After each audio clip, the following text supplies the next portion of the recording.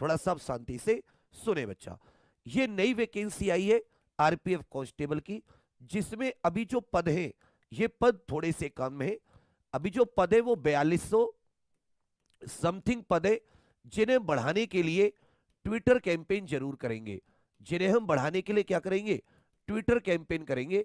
हमारी कोशिश रहेगी कि हम इन्हें कम से कम 15 से 20,000 के करीब हम इन पदों को इनसे कहें कि कम से कम आप इतने पद निकालिए, क्योंकि एक्चुअल में इतने पद निकलने चाहिए थे। 10,000 पदों की घोषणा तो 2018 में हुई थी। यदि आप सभी ने साथ दिया, यदि आप सभी इस वीडियो को शेयर करते हैं, यदि आप सभी थोड़ा सा एग्जाम्पल के मेरे साथ आते हैं, तो मैं कोशिश करूंगा कि आप लोगों के ट्विटर कैंपेन को सफल बना पाऊं।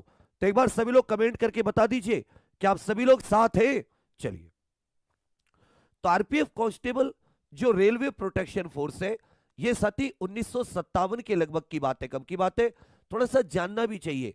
1900 जितनी भी अब फोर्स होती है, आर्मी हो, नेवी हो, सीआईएसएफ हो, सीआरपीएफ हो, सबके इनके अधिनियम होते, संसद के अधिनियम, संसद के एक्ट द्वारा इनका गठन किया जाता है। तो साथ ही सन 1957 में रेलवे सुरक्षा बल अधिनियम आया और कांस्टेबल और जो अन्य पद होते हैं उसमें आरपीएफ की भर्ती पुरुष और महिला दोनों के लिए। याद रखिएगा, ये पुरुष के लिए भी होती है, ये महिला के लिए भी होती है।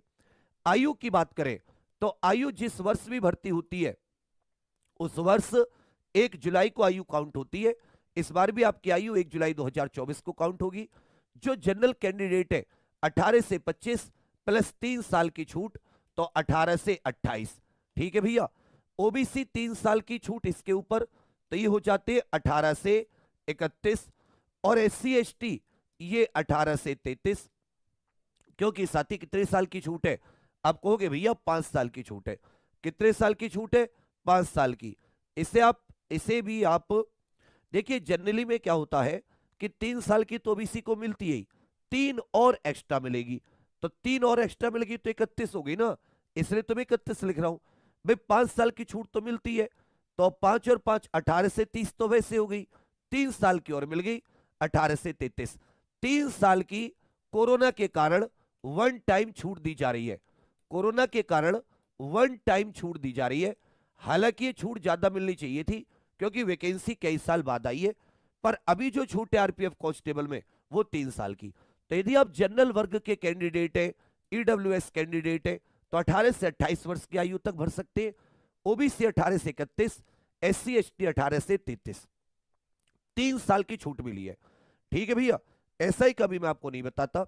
कांस्टेबल की योग्यता की बात करें, कांस्टेबल की योग्यता की बात करें तो ध्यान दीजिएगा, आपके पास 10th क्लास पास होनी चाहिए।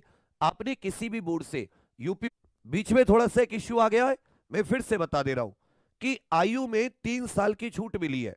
मैं आपको फिर से बता दे रहा हूं साथी, आयु में कितने साल की छूट मिली है? वन टाइम 3 साल की छूट मिली है। नॉर्मल आयु 18 से 25 होती थी, 3 साल की छूट मिली है, तो 18 से 28 जनरल के लिए, ओबीसी 18 से 31, एससी एसटी 18 से 33, महिला पुरुष दोनों के लिए। इस फॉर्म को महिला भी भर सकती है, इस फॉर्म को अच्छे से याद रखिएगा, पुरुष भी भर सकते हैं। उसके बाद में किसी भी बोर्ड से, यूपी बोर्ड हो, बिहार बोर्ड हो, सीबीएसई हो, आईसीएसई हो, 10th क्लास पास या जो भी 10th के समकक्ष कोई होता है वो, ठीक है भैया, ये योग्यता होनी चाहिए। अब आ जाता हाइट, ये बहुत इंपॉर्टेंट है। देखिए, यूपी पुलिस हो या फिर आपकी दिल्ली पुलिस हो या जो जीडी वगैरह की भर्ती होती है, ये कुछ गड़बड़ हो रही है बेटा, तो GD, Delhi police, UP police या अगर आप आरपीएफ कहेंगे, इन सब में सबसे कम हाइट जो होती है वो आरपीएफ में मांगी जाती है, आरपीएफ कांस्टेबल में। अगर आप पुरुष कैंडिडेट हैं, यदि आप मेल कैंडिडेट हैं, तो मात्र 165 सेंटीमीटर, जनरल हो, ओबीसी हो, ईडब्ल्यूएस हो।